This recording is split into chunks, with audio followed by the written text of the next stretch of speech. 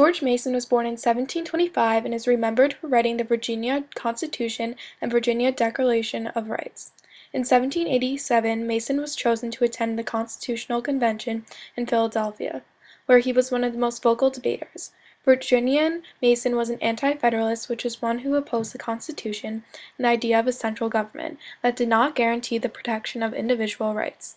One of the three dissenters, Mason's refusal to support the new Constitution, made him unpopular and destroyed his friendship with Washington, who later referred to Mason as his former friend. His opposition soon led to the inclusion of the Bill of Rights on December 15, 1791.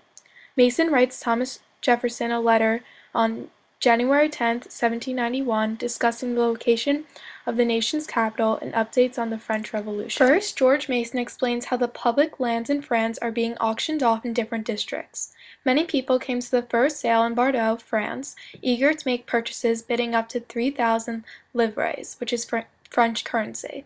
These sales were above valuation and really benefited the French Revolution, since it helped the economy.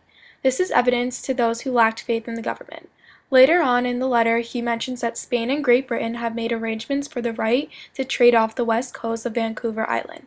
They were rivals over the northwest coast, including Nootka Bay, hence the name of this agreement was the Nootka Sound Affair.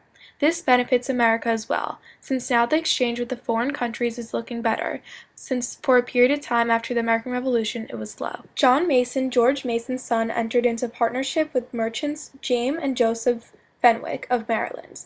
On June 22, 1788, John sailed to Bordeaux, France, to conduct trading business for the firm there.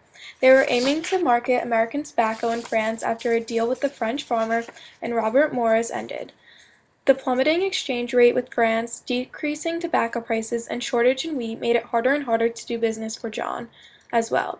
George Mason would send his son advice along with wheat and tobacco to satisfy John's capital and net worth.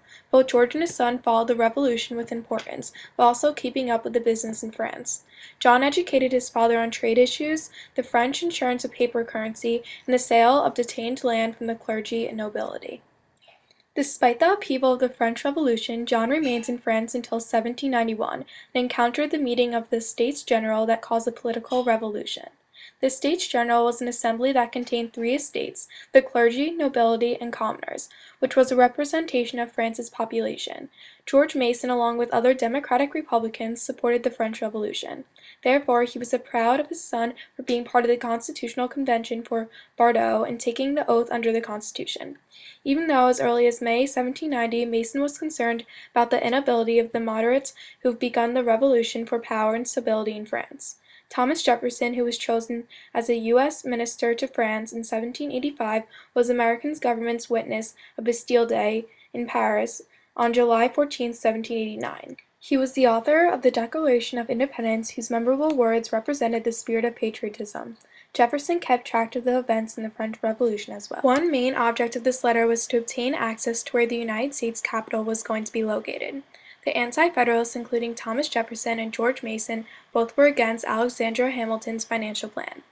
Hamilton wanted a balanced economy of agriculture and manufacturing, establish a national bank, maintain internal taxes, and use the national debt to establish credit. Meanwhile, Jefferson disagreed with mostly everything he said, wanting an agrarian economy with no bank or taxes to pay off the national debt. A compromise was made when Jefferson agreed to the financial plan as long as the nation's capital were to be moved to the South. This also is referred to the Assumption Bill. Generally, Anti-Federalists were predominantly in the South, thus they figured that they would have more representation in the federal government if the capital were there. However, the exact location was still undecided, so he wrote Jefferson to see if a decision had been made since John Mason wanted to open an office in the future capital. George Mason states in the letter, "Whenever Congress can get out of the whirlpool of Philadelphia, I shall answer him. That is my opinion, it cannot for half a century to come." Mason believes that the capital will be in Philadelphia region for another half century, which makes him more eager to hear news, especially since moving the capital was a promise as well. A particular circumstance with unknowledgeable consequences evidently distressed Mason. He wanted to address the matter if the issues were not dealt with any time in the near future, soon decisions will be left to an oligarchy. Mason says in his last paragraph of the letter, continually sapping and contaminating the republicanism of the United States, and if not timely altered, will corrupt the rising generation. He fears that long-awaited choices only takes away republicanism ideology, the idea of spreading power and civic virtues. The choice of the capital needs to be decided. Also the Bill of Rights at this time, which Mason wanted to be passed. Mason proves that one must look ahead, if not, then only a few will control the government, causing the rising generation to already have everything. After George Mason writes his initial thoughts, he leaves a postscript about Thomas Jefferson's good friend and his acquaintance, James Madison. Mason did not let political differences get in the way of friendships, such as he hired John Marshall, a Federalist lawyer, to represent him. So his relationship with James Madison stayed sturdy, even though Mason showed a fear about the ratification debate causing coolness with Madison. Mason always strongly respected him, so in Thomas Jefferson's response letter from February 4, 1791, Jefferson writes, "I knew before possessing his sentiments fully on that subject that his value for you was undiminished. I have always heard him say that though you and he appeared to differ in your systems, yet you were in truth nearer together than most persons who were classed under the same appellation." Jefferson wanted to remind Mason that their mutual disagreements with Hamilton's plan, and all of them being Democratic Republicans with similar views. Mason most likely wrote this towards the end, since it was not his top priority. However, he wanted to expand his social contacts and remain civic. Alas, Mason was concerned over the opposition in Virginia to Hamilton's economic plans, independent rights in the Constitution, and the national government becoming too powerful. Consequently, he asked for the exact location of the nation's capital, so the South has more representation. All throughout the letter, he comes back to the shared idea of not wanting republicanism to fade.